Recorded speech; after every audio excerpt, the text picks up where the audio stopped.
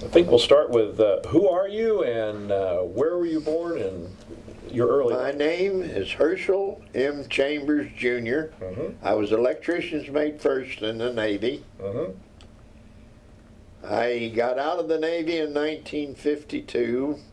And wait a minute, I was born in Helena, Alabama on Friday, 8:30 in the morning, September the 9th, 1921. I born to Herschel M. Chambers Sr. and Lillian Dora Methan Chambers. And I was reared in Alabama and Ohio. And I came back to Ohio. I went to Ohio in 1922 or 3, and I came back to Alabama in 1930 when the Depression hit in Ohio and people were starving to death. Dad brought us back and acquired a farm in Cullman County. And there we lived until I went in the Navy February the 5th, 1941. At the age of 19 years, 4 months old. I went to, I was sworn in Birmingham on February the 5th, and I was transported to, shipped to Norfolk, Virginia, where I started my basic training for 8 weeks. With the completion, I was given 10 days leave. I returned to Alabama, visited my folks in Cullman, returned back to Norfolk, was sent to the Denebola, a destroyer tender, in about May of 1941, and I sailed on her to Hamilton, Bermuda, and on June the 5th in Hamilton, Bermuda, I was transferred to the Kearney, the USS Kearney, DD-432, and became a crew member of that ship, of which I stayed on and was torpedoed on in October the 17th, 1941.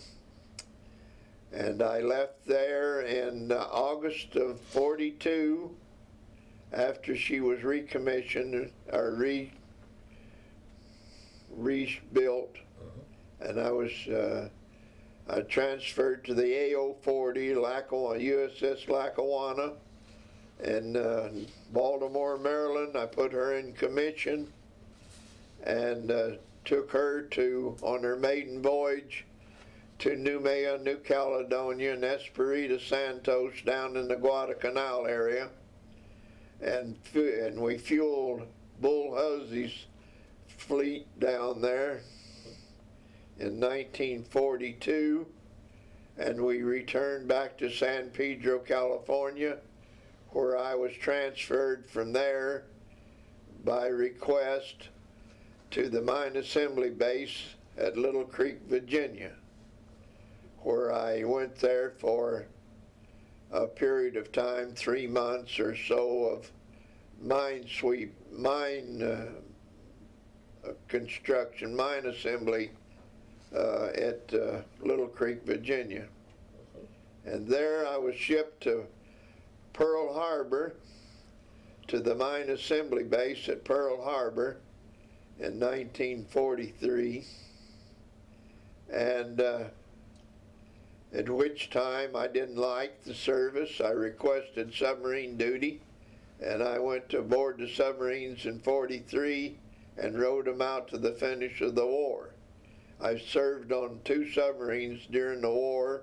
I served on the Parchee, the SS-384, and the Blenny, SS-324, at which time I left them at the end of my enlistment and came out and went in reserve status, stayed out in civilian life 2.5 years, called back in August of 50 for the Korean conflict, which I was sent to Philadelphia, from Ohio to Philadelphia, to the receiving station, at which time I was sent to the Norfolk, Virginia, aboard the USS Missouri, the BB-63, at which time we sailed for Korea through the Panama Canal, which was my second trip through the ditch.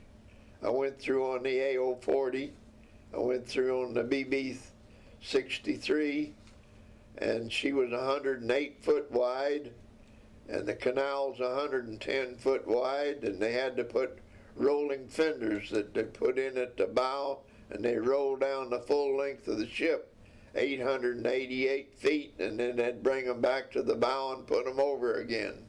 They had a chain of roller bumpers or fenders to protect the ship from rubbing the wall of the Panama Canal. And we went through there and headed right for Seoul, Korea. But we stopped off in Sasebo, Japan, and dropped off whatever we had, supplies for there and crew member alteration and whatever, and then went on to Korea, to Seoul. Then we started shooting those 500 pound, somebody says they weigh a ton, I don't know, 500 pound shells into the beach, and we could lay out, and they would reach in, lob them in to 13 miles.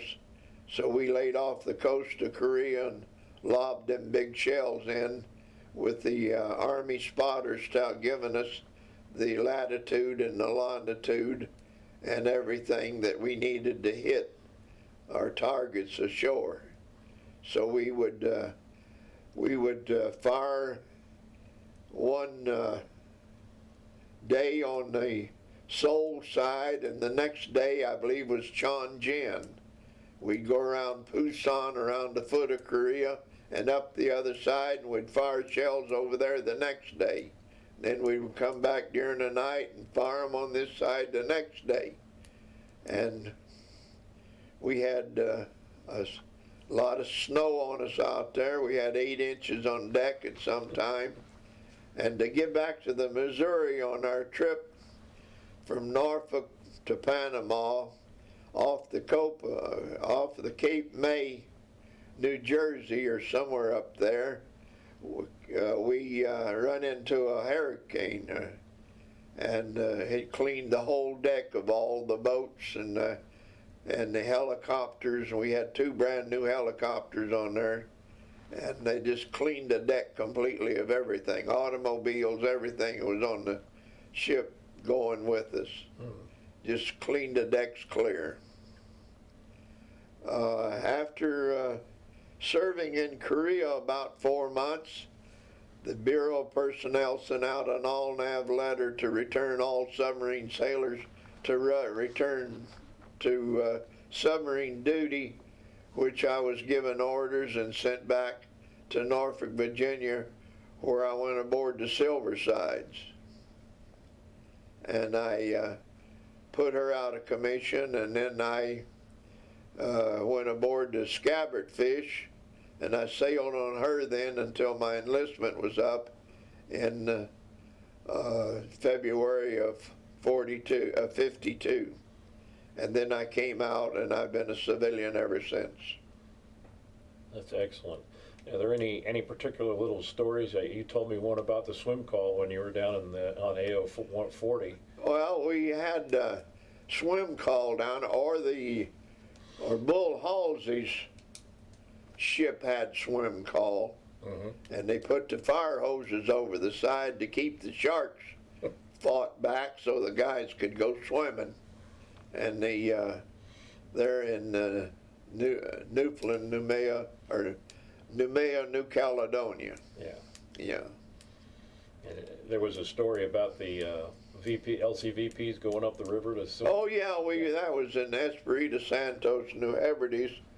We used to have a swim party up there, and it was a freshwater river, and we used to take those Higgins boats, them MVPs, and run them up the river for a swim party. We'd borrow them from the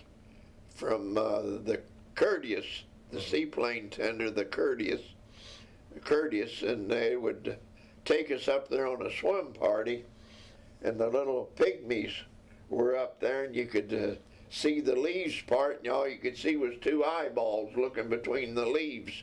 And there was these little pygmies watching us swim. I guess because we were white and they were black. And so we got acquainted with them, and we used to get them to climb the tree and for a cigarette and get us a coconut and watch them climb those coconut palms. Yeah. And any other little stories about life in the Pacific when you were out there that are interesting? Well, the Parchee, on the Parchee, she got credit for sinking. They said 5 ships in 46 minutes under ramage, but it was officially found out that we had only sunk 4 and damaged the 5th. Wow. And we run into a 13-ship convoy, of which they were 3 rows of 3 cargo ships with a destroyer on each corner, making a total of 13 ships, of which we sank 4 of them. And Ramage, who was captain of the ship, he never submerged. He did it all on the surface. He flooded her down to the conning tower, was the only thing visible. And he stayed on the conning tower and sent all the crew below, turned the public address system on full volume so that we could even hear him breathe. And then he gave us a blow-by-blow description of the battle going on between him and the surface craft. And he said, if you'll send me up a broom, I can sweep the stern of this one as we go by. So that's how we stayed below, where they couldn't depress their guns low enough to hit us. And wow. He did all that on the surface. And then we come out, he fired the 6 fish forward, and then he went out on the other side of the convoy and made a right-hand turn and fired the 4 torpedoes aft, was 10 of them. And then we hauled the mail. Yeah, you bet. We got out of there. That's amazing. So the Japanese had a story about us that we were the submersible torpedo boat. That the United States had submersible torpedo boats.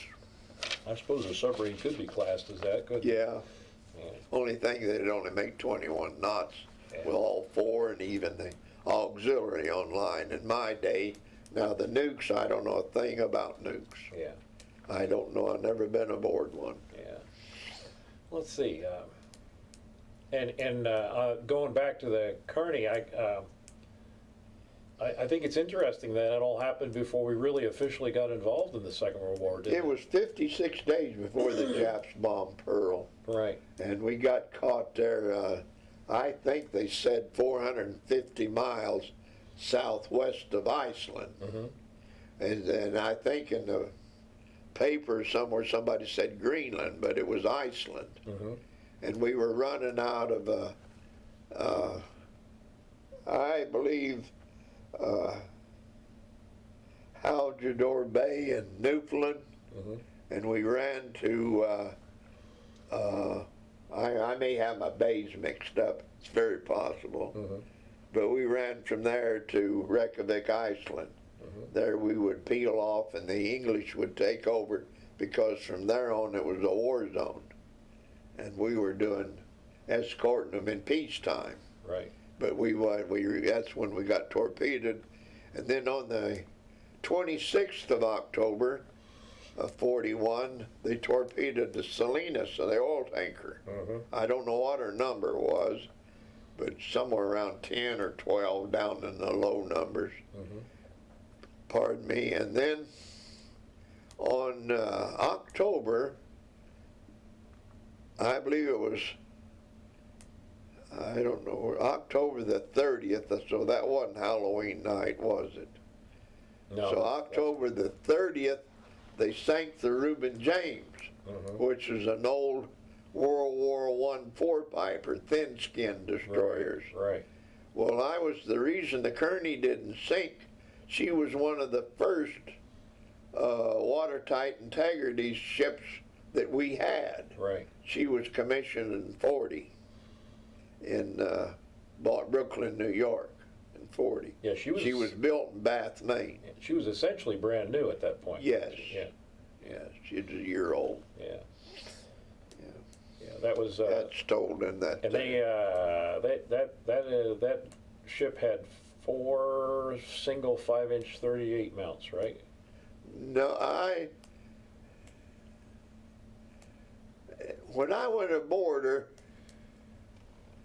in June of 50 or 41, she had 5 5-inch 538s. Okay, all right. They removed the 3rd and the 4th off the superstructure, Okay. and they put on water-cooled 50s or water-cooled, 50 caliber. 50 calibers. Yeah. That down in the head, our head was below there, and they had guys down there had them slide pumps that they were pumping the water to cool the 50 calibers. Then we came back to the Navy Yard, and they took those 50s off, those water cooled, and put on 20 calibers and 40 millimeters. Right. They put a 40 millimeter up where the searchlight was, I believe, or where the number 3 mount was anyway, and one where number 4 mount was, and then 20s on the side between the two. Right. They blistered her out further, put tubs, and put 20 calibers in there. So she had those air-cooled 20s.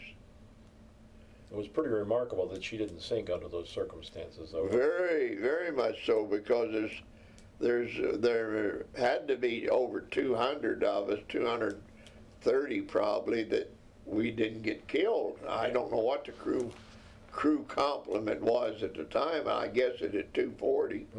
I don't know what the ship's complement was. I was only 19 years old, and ship's complement didn't mean nothing to me.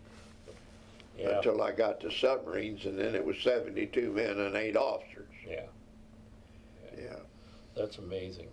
Well, it's amazing to have been in been in the conflict before it was even declared as a war. And, y'all were in the wrong place at the wrong time, is what they attribute it to. But But we didn't do it, but a lot of the AOs that went down in the Guadalcanal area, so I heard stories that they used to take empty 50-gallon drums out of Noumea, New Caledonia, and load them on the ship, just thousands of them.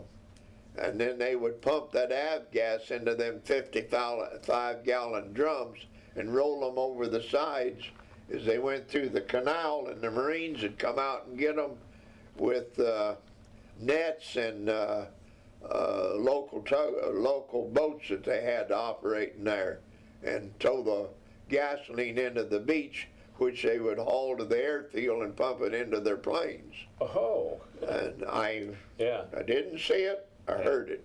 That's interesting.